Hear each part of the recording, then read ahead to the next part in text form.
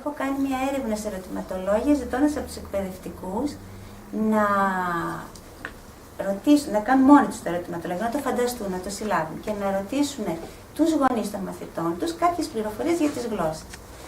Όταν κάνανε λοιπόν αυτό το ερωτηματολόγιο και όταν χρειάστηκε να μιλήσουν με τον γονιό χωριστά, γιατί όταν ήρθε ο Βούλγαρος γονιός στην Ελλάδα δυσκολεύτηκε και πού δυσκολεύτηκε στη γλώσσα μας, ξέρετε τι μας είπαν, je continue en français, c'est pas écrit ça.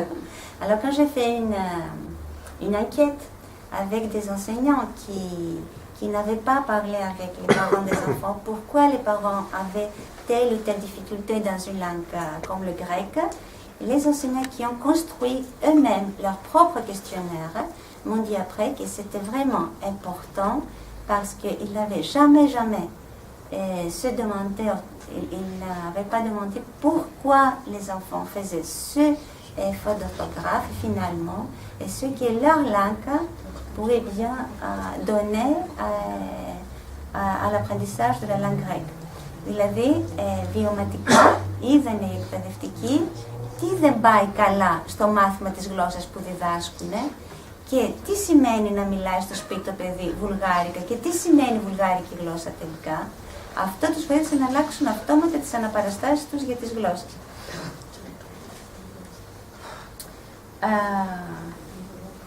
Αυτό κάναμε στην επιμόρφωση των εκπαιδευτικών μέσα από την Ιωλάνκα.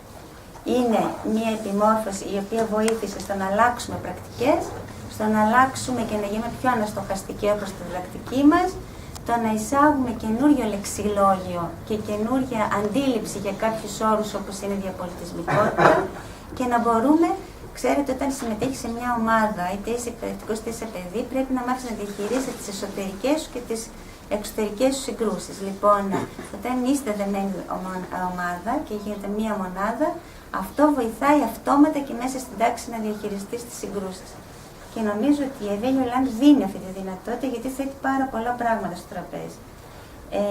Λοιπόν, δεν συνεχίζω γιατί δεν είναι λεπτομέρειες της επιμόρφωσης. Μόνο κάποιες φωτογραφίες και θέλω. Να σας θυμίσω ότι μιλάτε και 30 λεπτά.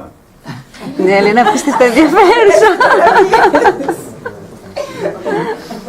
Αυτές τις φωτογραφίες, εδώ είναι οι συνάδελφοι οι οποίοι μου δώσαν τη δυνατότητα να έχουμε αυτές τις φωτογραφίες και θα σας παρουσιάσουν και οι ίδιοι πάρα πολλά πράγματα, όπως η κυρία Ταμίζογλου, η κυρία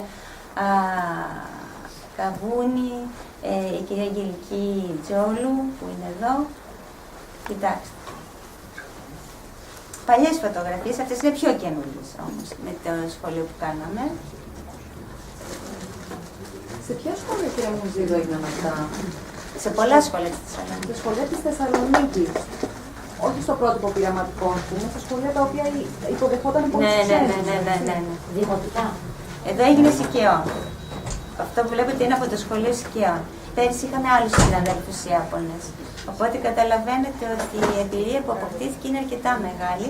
Εγώ το κάνω τώρα αυτό γιατί θέλω να σας δείξω ότι η κυρία Τζιόλου εδώ θα τα δείξει αυτά στο επόμενο στάδιο, γιατί εδώ είναι με νηπιαγωγεία. Μεσολύχτια προβολή. Ναι, αλλά είναι ωραίο. Τους γονείς μέσα στην τάξη. Λοιπόν, κοιτάξτε λίγο. Το να μπει ο γονιός μέσα στην τάξη δεν είναι απλό πράγμα. Βλέπετε. Λοιπόν, τελειώνω κυρίες. Ευχαριστώ πολύ. Ευχαριστώ πάρα πολύ.